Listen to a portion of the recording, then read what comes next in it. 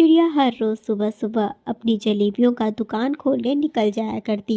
चिड़िया की जलेबी का दुकान बहुत अच्छा चलता था। चिड़िया को अपने जलेबी की दुकान से काफी अच्छे पैसे मिल जाते थे। जैसे ही चिड़िया के जलेबी बनने शुरू होते, जंगल के कई पक्षी आकर चिड़िया की गर्मा गर्म जलेबियाँ खाते। चिड़िया बहन, तुम्हारे जलेबी के स्वाद का तो कुछ कहो मत। सुबह नाश्ते के वक्त मिल जाए तो दिन ही बन जाता है। मेरा तो दिल ही नहीं भरता, जी करता है बस खाता जाऊं। बहुत अच्छी जलेबियां बनाती हो आप। मिठू भैया, ये सब तो मेरी माँ का हुनर है। मेरी माँ तो मुझसे भी बहुत अच्छी जलेबियाँ बनाया करती थी। इस खोए वाले जलेबी को बनाना भी मुझे मेरी माँ ने ही सिखाया है। अब पवन जी के चले जाने के बाद तो मुझे ही ये दुकान संभालना है, तो मैंने सोचा कि क्यों ना मैं खोए वाले जलेबियाँ बनाऊं। तब से मेरी बिक्री कुछ ज्यादा ही अच्छी हो गई। चिड़िया, ये तो तुमने बहुत अच्छा किया। तुम्हारी जगह कोई और होता तो कब का हिम्मत हार जाता। पर तुमने तो अपने बच्चों को भी अकेले संभाला और अपनी इस जलेबी की दुकान को भी। और तुम्हारे बच्चे, उनकी तो क्या ही तारीफ करूं। क्या संस्कार दिए हैं तुमने उन्हें। इस तरह से चांद मिट्ठू कहता है। चिड़िया दोबारा से अपनी जलेबियों को बनाना शुरू करती है। इधर चांद मिट्ठू के साथ साथ ही और भी पक्षी जंगल के आ चुके थे, जो वहाँ पर जलेबियाँ खा रहे थे। चिड़िया को सुबह से रात हो जाया करती थी अपनी जलेबी की दुकान को बंद करते हुए। रात का वक्त होने से पहले ही चिड़िया अपनी साइकिल में सवार होकर घर की ओर आ जाया करती थी। चिड़िया के बच्चे उसका इंतजार करते, जूली और पिंटू। चिड़िया जैसे ही घर पर जाती, पिंटू और जूली दोनों बहुत खुश हो जाते। मम्मा, ये जूली बहुत गंदी लड़की है। आज इसने जरा भी पढ़ाई नहीं करवाई मुझे और मेरे साथ बाहर खेल रही थी। मैंने तो इस जूली को अपनी बहन नहीं बनाना। मम्मा, पिंटू झूठ बोल रहा है। मैंने इससे कहा था कि मैं इसे पढ़ाई करवाऊंगी, पर इसने मेरी बात नहीं सुनी, बल्कि बाहर जाकर तो ये खेल रहा था राज कबूतर अंकल की बेटी के साथ। मैंने इसे बहुत कहा, पर उसके बावजूद इसने मेरी बात नहीं सुनी। मैंने आज इसे क ख ग घ अच्छी तरह से पढ़ा देना था, 1 2 3 4 भी पढ़ाना था, पर इसने बात नहीं सुनी। और जब ये सब ही नहीं सीखेगा, तब मैं इसे घोंसले पे मजबूती, घर की मजबूती और तेज तूफान में उड़ान लगाना कैसे सिखाऊंगी। पहले तो इसे अक्षर का ज्ञान लेना होगा। पिंटू बेटा, ये सब क्या है? मैंने आपसे कहा था ना, आपको जूली बहन की बात माननी है और जो कुछ भी जूली दीदी कहेगी वो सब कुछ करना है। तुमने मेरी बात नहीं सुनी। मम्मा, मुझे माफ कर दो। अब से मैं ऐसा बिल्कुल नहीं करूँगा। मैं जूली दीदी की पूरी बात मानूंगा और कल से मैं पढ़ाई भी करूँगा। पिंटू की बात सुनकर प्यारी चिड़िया खुश हो जाती है। प्यारी चिड़िया दोनों के लिए फल लेकर आई थी। दोनों को फल देती है और फिर जलेबियाँ देती है। दोनों मजे मजे से जलेबियाँ खाते हैं। दूसरी रोज दोबारा से चिड़िया को अपना दुकान खोलने जाना था। रात का वक्त हो चुका था। खाना पीना खाकर चिड़िया अपने बच्चों के साथ सोई हुई थी कि तभी अचानक जोरों की बारिश शुरू हो जाती है। चिड़िया के दोनों बच्चे तो सोए हुए थे। चिड़िया ने देखा कि बारिश बहुत तेज थी। ये बारिश तो बहुत तेज है, लगता है बारिश शुरू हो गई है। ना जाने अब कल मैं अपना दुकान खोल पाऊंगी या नहीं। अगर ये बारिश बंद नहीं हुई तो मैं अपना दुकान नहीं खोल सकती, और अगर दुकान नहीं चला तो ना जाने मेरे बच्चों का क्या होगा। मैं उनका पेट कैसे भर पाऊंगी। हे भगवान, कल तक इस बारिश को रोक देना। इस तरह से कहने के बाद चिड़िया अपने बच्चों के साथ सो गई। अगली सुबह हुई, पर बारिश अभी भी जोरों शोरों से थी। बारिश देखकर चिड़िया ने अपना दुकान नहीं खोला। दिन गुजरते गए, पर बारिश रुकने का नाम ही नहीं ले रही थी। चिड़िया के घर पे रखे अनाज अब धीरे धीरे खत्म हो रहे थे। मम्मा, हमारा तो घर का राशन खत्म हो रहा है और ये बारिश भी नहीं रुक रही। ना जाने क्या होगा। आप अपना दुकान भी नहीं खोल पा रहे। ऐसे में तो आपको बहुत बड़ा लॉस हो जाएगा। लॉस तो हो ही रहा है, पर अब कर भी क्या सकते हैं। ये बारिश नहीं रुक रही तो मुझसे कोई काम नहीं हो पाएगा। मम्मा, मेरे पास तो एक आइडिया है जिससे आप घर पर बैठे ही अपनी स्वादिष्ट जलेबियां बेच पाओगे। गर्मा गर्म जलेबी जंगल के सारे पक्षियों को बहुत पसंद है। और आपके पास तो साइकिल भी है। आप साइकिल के ऊपर एक छतरी लगा दो घर पर जलेबियां बनाओ और उन जलेबियों को साइकिल से जंगल के पक्षियों तक पहुंचाओ। खुशबू से ही सारे पक्षी आकर जलेबी जरूर खरीदेंगे। पिंटू चिड़िया का यह आइडिया प्यारी चिड़िया को पसंद आता है और जूली को भी। दुकान खोलकर जलेबियां बेचने पर कोई ग्राहक दुकान पर नहीं आते बारिश की वजह से, पर जब चिड़िया घर तक जलेबियां पहुंचाएगी तो जरूर खरीदेंगे।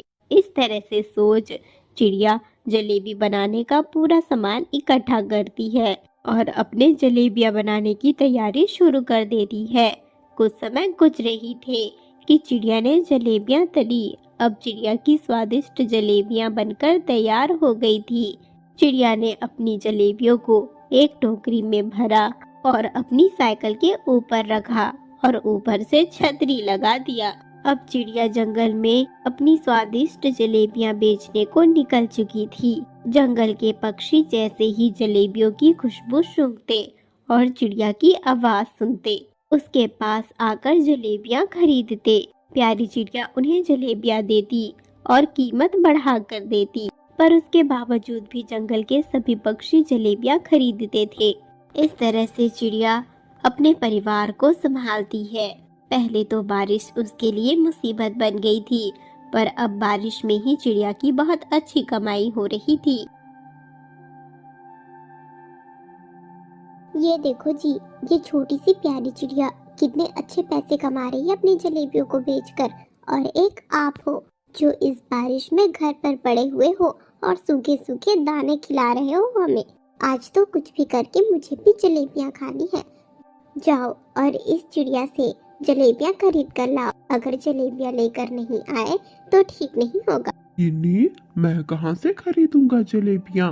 मेरे पास पैसे नहीं है और बिना पैसों के मैं उस चिड़िया के सामने नहीं जाऊंगा, नहीं तो मुझे भिखारी समझकर दान देगी एक दो जलेबियों का। इतना लालची मैं नहीं। तू ही जा और जाकर उससे जलेबियां मांग। कब्बू जी, चुपचाप उठो यहाँ से और जाकर जलेबियां लेकर आओ। अगर आप जलेबी लेकर नहीं आए तो ठीक नहीं होगा, कह देती हूँ। ना चाहते हुए भी गब्बू को घर से जलेबियां चोरी करने के लिए निकलना पड़ता है। गब्बू और गिन्नी के पास तो पैसे नहीं थे। पूरे जंगल में अफवारों की तरह फिरते थे, कोई काम धाम ही नहीं करते थे। गब्बू कब्बा इस बारिश में भीगता हुआ प्यारी चिड़िया के घर की ओर जा रहा था। प्यारी चिड़िया ने अपनी जलेबी खत्म कर ली थी और घर पर अपने बच्चों के साथ थी। चोरी छुपे कौवा घर के अंदर जाता है। चिड़िया के किचन के रूम में जितनी भी सामान पड़े हुए थे वो सारे सामान वह चोरी कर लेता है और अपने घर पर चला जाता है। चिड़िया के घर पर सिर्फ जलेबी बनाने के ही सामान थे। गिन्नी, ये तो सारे जलेबी बनाने के ही सामान हैं। जलेबियां चिड़िया की खत्म हो गई थी, भला कैसे जलेबी चोरी करता? तो मैंने ये सारा सामान ही चोरी कर लाया है। अब घर पर बना लो जितनी भी जलेबियां बनानी है तुम्हें। ये शायद चिड़िया ने निकाल कर रखे थे कल की जलेबियों के लिए। सारा ढका हुआ था, सब मैं लेकर आ गया हूँ तुम्हारे लिए। अब तुम जलेबियां बनाओ और कल मैं बेचने जाऊंगा जलेबियों को। ठीक है कब्बू जी, मैं बना दूंगी जलेबियाँ। देखते हैं कितने पैसों की बेच पाते हो आप जलेबियाँ। सुबह का वक्त होते ही चिड़िया अपनी जलेबियां बनाने की सामान ढूंढती है, पर उसे कुछ भी नहीं मिलता। बारिश अभी भी थी। चिड़िया बाहर सामान लेने भी नहीं जा सकती थी क्योंकि कबूतर के यहाँ सामान मिलता था और कबूतर ने तो अपना दुकान खोला ही नहीं था। बारिश की वजह से सारे पक्षी अपने अपने घरों में थे। चिड़िया ने कुछ फल इकट्ठे कर रखे थे। चिड़िया ने सोचा कोई उसे सोता हुआ देख उसकी जलेबियां बनाने की सामान चोरी कर लिया है। ना जाने कौन चोर होगा, मेरी जलेबियाँ बनाने की सामान चोरी कर गया। मुझे अलग से निकाल कर रखना ही नहीं चाहिए था। एक तो केसर कितना महंगा है, वह भी मैंने निकाल कर रखा था। खैर छोड़ो, आज वैसे भी मेरा जलेबी बनाने का कोई मन नहीं था। कल देखती हूँ, आज अपने बच्चों के साथ ही टाइम बिताती हूँ। इस तरह से कहने के बाद प्यारी चिड़िया अपने बच्चों के साथ खुशी खुशी बात करती और जब भी भूख लगता बच्चे और प्यारी चिड़िया फल फूल खा लिया करते। वहीं दूसरी तरफ गिन्नी ने जलेबियां बनाए जिसे कब्बू कौवा जंगल के सभी पक्षियों तक बेचने गया। जंगल के सभी पक्षियों को गिन्नी के पंखों के जलेबी भी बहुत पसंद आए, पर उसी दिन इत्तेफाक से चील की मुलाकात गब्बू कव्वे से हुई, जो गब्बू कव्वा का पीछा करते करते उसके घर तक आ गया था।